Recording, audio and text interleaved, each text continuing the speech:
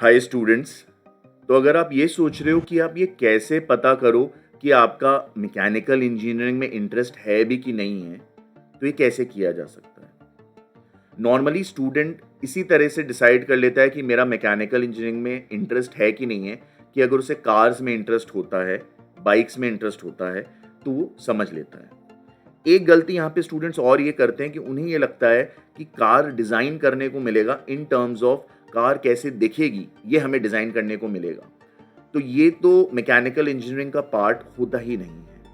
मतलब इसे आप देखोगे ही नहीं, मतलब आउटर बॉडी में एरोडायनेमिक डिज़ाइन फिर भी देख लोगे, लेकिन ज़्यादातर स्टूडेंट्स उसे ब्यूटी के पॉइंट ऑफ व्यू से देखते हैं कि हम कैसा उसे वो दिखेगी, हम वो डिज़ाइन करेंगे। लेकिन ये तो फिर बैचलर ऑफ डिज़ाइन का काम आ जाता है।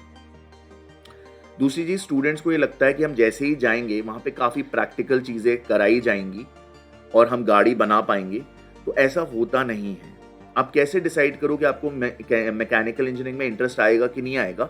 आप ऐसे देख सकते हो, जो 12th में आपने सब्जेक्ट्स पढ़े हैं, फ्लूइड, थर्मोडायनेमिक्स, मैकेनिक्स, ये तीनों जो सब्जेक्ट्स हैं ये काफ़ी डिटेल और इन डेप्थ आपको पढ़ाए जाएंगे। क्यों? क्योंकि थर्मोडायनेमिक और फ्लूइड जब कंबाइन होती है इसकी नॉलेज, उसी से तो इंजन बनता है, उसी से इंजन बनता है, इंजन में वही कॉन्सेप्ट्स लगे हुए हैं।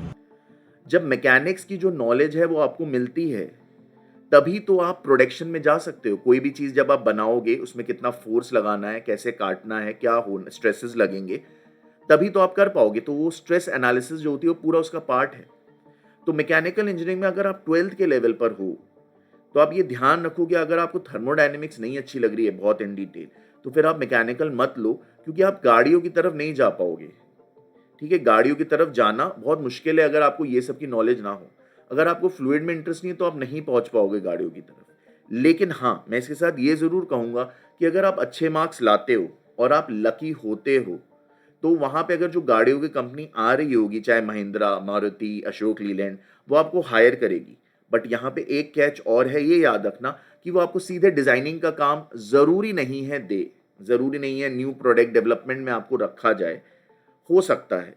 और जब वो न्यू प्रोडक्ट डेवलपमेंट में आपको रखेगी भी, तो आपको ये जो नॉलेज है ये ठीक है अपनी जगह, बट आपको फिर डिज़ाइनिंग की नॉलेज होनी चाहिए, technical design, not bachelor of design वाली चीज़ कि देखने में कैसा होगा, ये नहीं। टेक्निकल डिज़ाइन की स्ट्रेसेस कैसे लगेंगे, वो कितने दिन चलेगा, वो टूटेगा तो नहीं, ये सब होना चाहिए आपको। आपको टूल्स आने चाहिए जिससे आप बना सको, जैसे कि कैटिया है, सॉलिड वर्क्स है। आपको एनालिसिस करना आना चाहिए टूल को यूज़ करके, जैसे कि एनएक्स है।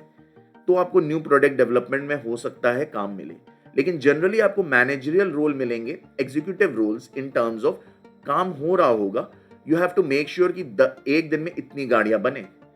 You have to make sure कि जो आपके वर्कर्स हैं, जो आईटीआई डिप्लोमा वाले हैं, वो काम कर रहे हों। This will be your responsibility.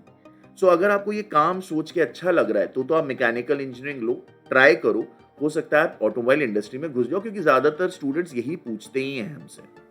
अगर आप चाह रहे हो कि आप पेड काउंसलिंग लो हमारे साथ, तो नंबर दिया गया है। Will help you out to decide कि यूजी में क्या पढ़ो, पीजी में क्या पढ़ो, सर्टिफिकेशन क्या करो, कौन से सेक्टर में जाओ। अगर आप ढूंढना चाहते हो कि आपका इंटरेस्ट क्या है, so we have psychological assessments to understand कि आपका लाइक कहाँ कर रहा है interest, so we can do that. अगर आप चाह रहे हो कि हम आईक्यू टेस्ट करें कि आपका किस लेवल पे आईक्यू है और किस तरह का आईक्यू है, तो वो भी हम करते हैं। We are also career counseling strategic partners for Test Prep Card. So if you are an NRI student living in the Middle East, so you can contact us, and you can also download the DASA ebook that is given below, and you can enter your details. So thank you very much. This is your career counselor, Sagar Anand.